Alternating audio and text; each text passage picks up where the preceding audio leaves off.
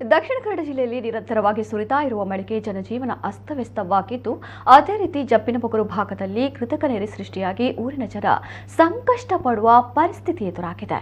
ಮುಖ್ಯ ಚರಂಡಿಗೆ ತೋಡನ್ನು ಜೋಡಿಸುವ ಸಂದರ್ಭ ಜೆಸಿಬಿ ಇಳಿಸುವಾಗ ತೋಡನ್ನು ಓಪನ್ ಮಾಡಲಾಗಿದ್ದು, ಅದನ್ನು ಮುಚ್ಚದ ಕಾರಣ ಇಡೀ ಜಪ್ಪಿನಬೊಗರಿಗೆ ನೆರೆ ಬರುವ ಪರಿಸ್ಥಿತಿ ನಿರ್ಮಾಣವಾಗಿದೆ ಎಂದು ಸ್ಥಳೀಯರು ಆರೋಪಿಸಿದ್ದಾರೆ.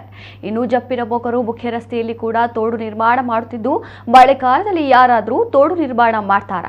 ಅಷ್ಟು ಸಾಮಾನ್ಯ ಜ್ಞಾನ ಇಲ್ವಾ? ಈ ಕೃತಕ ನೆರೆಗೆ ಮಂಗಳೂರು ಪಾಲಿಕೆಯ ಇಂಜಿನಿಯರ್ಗಳೇ ಕಾರಣ. ಅವರಿಗೆ ಅದೆಷ್ಟೋ ಬಾರಿ ಹೇಳಿದ್ರು ಕ್ಯಾರೇ ಮಾಡಿಲ್ಲ ಎಂದು ಆಕ್ರೋಶ ವ್ಯಕ್ತಪಡಿಸಿದ್ದಾರೆ. ಇನ್ನು ಸಮಸ್ಯೆಗೆ ಕಾರಣವಾಗಿರುವ ತೋಡನ್ನ ಸ್ಥಳೀಯ ಯುವಕರೇ ಬಂದು ಮುಚ್ಚುವ ಕೆಲಸ ಮಾಡಿದ ಘಟನೆಯೂ ನಡೆಯಿತು.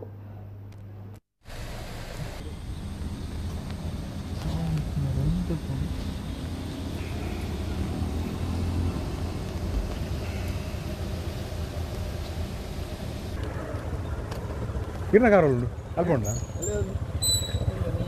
कोई बरोड़ा है जाना हैं